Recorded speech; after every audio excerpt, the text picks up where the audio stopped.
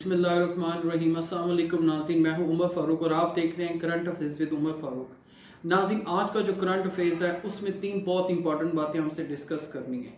एक ये कि बलोचिस्तान के इलाके बारखान में एक बड़ा इंसानियत सोज वाक़या हुआ है।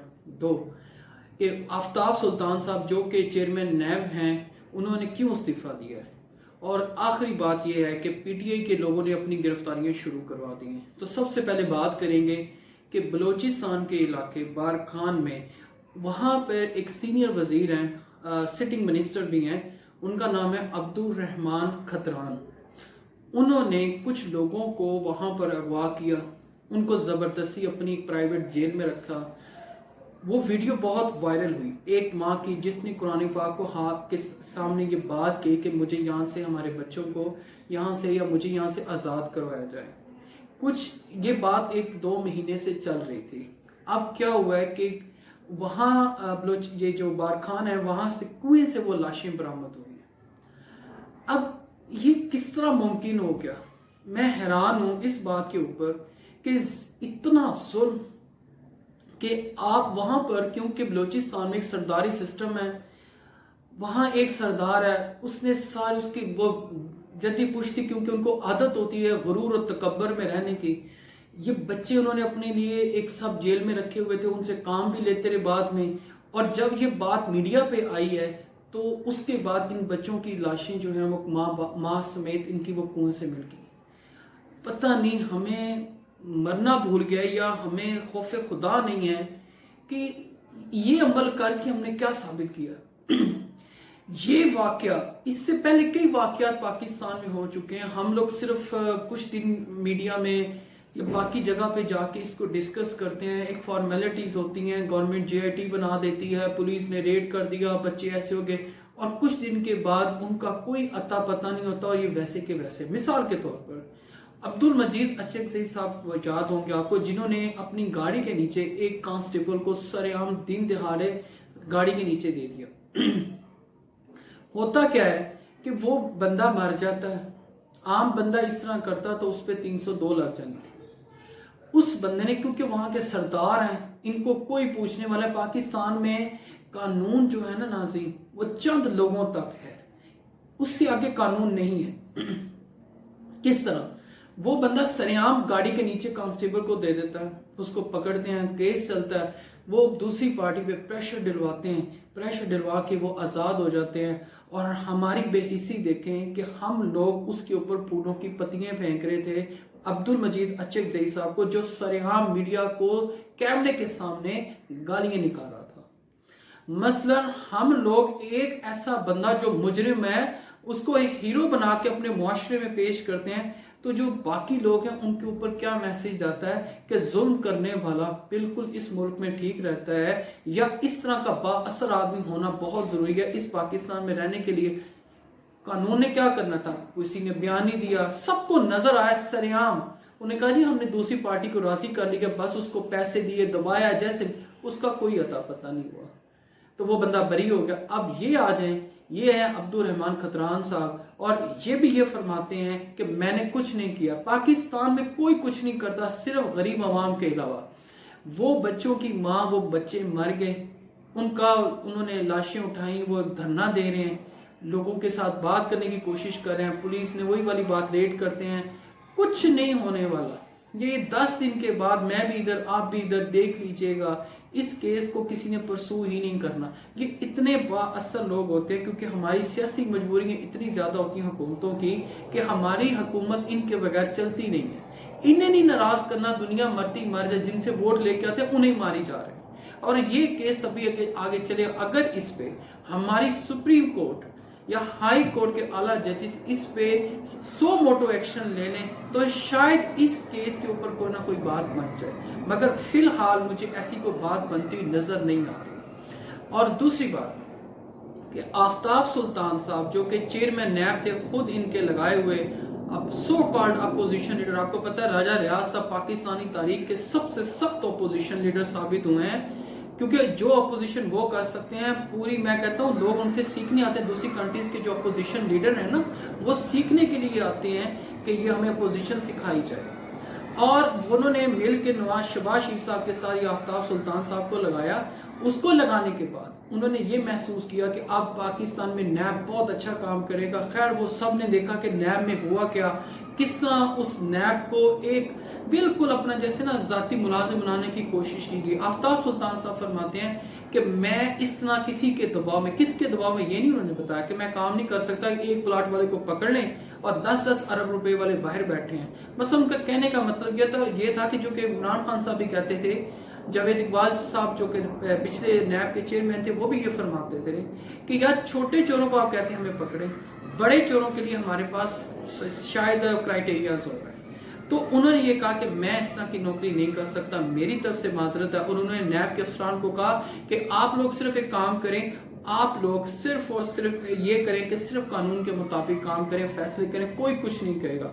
इसके साथ ही जो ही है, क्योंकि उनके ऊपर दबाव था इमरान खान साहब के लिए कि आप इनके ऊपर केसेस बनाएं, बुशरा बीबी को, ये सब के ऊपर। अब हुआ क्या है, जो ही उन्होंने रिजाइन दिया है कि नैब रावलपिंडी ने इन सब को, शाह महमूद कुरैशी को, असद उमर साहब को या फवाद चौधरी साहब हैं, बुशरा बीबी, इमरान खान साहब को तलब कर लिया। उन्होंने कहा आ जाइए, कुछ भी नहीं, बस जो किस पे ऊपर, तोशा खाना के ऊपर। ये तोशा खाना सिर्फ पाकिस्तान की तारीख में इमरान खान साहब की घड़ी की वजह से बदनाम हुआ है। इससे पहले BMW में या जो घरों में हम इतने तहाइफ, करोड़ों के तहाइफ हम हजारों में या लाखों में ले जाते थे, उसका कोई लेना देना नहीं, उसका कोई असर वसूल नहीं।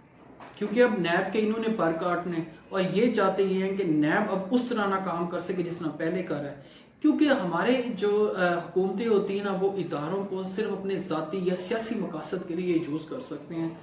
ये बरी हो गए मियाँ साहब, बड़े छोटे मियाँ साहब, उससे छोटे और उससे छोटे, सबके केसेस खत्म हो गए। अब नए केसेस होने की तैयारी हो रही है, अब सब कुछ नया होगा।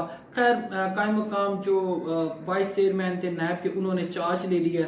अब उन्होंने इन सारे प्रोसेस को शुरू किया कि जी कॉल करें इन लोगों को। करना कराना पाकिस्तान में क्या होता है, वही है कि आपने किसी को तंग करना, अब वही वो कर रहे हैं।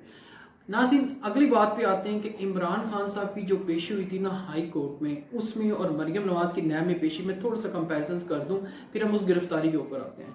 नाज़रीन, हुआ क्या था कि मरियम नवाज साहबा को नैब ने कॉल किया, ये पूरे प्लान के साथ आए, अपने हाथों में लड़ाई झगड़ा करने के लिए पत्थर लेके आए, पूरे शॉपर बना के, जो कि सारे मीडिया में देखा गया। ये वहां पहुंचने से पहले इन्होंने एक ना हंगामा आराई शुरू कर दी, क्योंकि ये नैब में पेश नहीं होना चाहती थी बीबी, तो इन्होंने वहां पर हंगामा आराई की और ब्लेम ये किया क्योंकि पुलिस ने हमारे ऊपर शेलिंग की थी, इस वजह से हमारे लोगों ने पथराव शुरू कर दिया। ये पूरा प्री प्लान था, काफी देर तक वहां मैदान जंग बनाना नैब के दफ्तर के बाहर। अल्टीमेटली हुआ क्या कि नैब ने कहा मरियम साहबा को कि आप जाएं, हम आपको बाद में कॉल कर लेंगे, और बाद में इनकी जरूरत ना हुई नैब की कि मरियम साहबा कॉल की। मगर मरियम साहबा ने बता दिया था कि अगर आपने मुझे कॉल की, इस तरीके से हम आपके साथ डील करेंगे, क्योंकि हम प्यार से अब आपके साथ डील नहीं करेंगे। इसके बरक्स के इमरान खान साहब हाई कोर्ट में पेश होते हैं।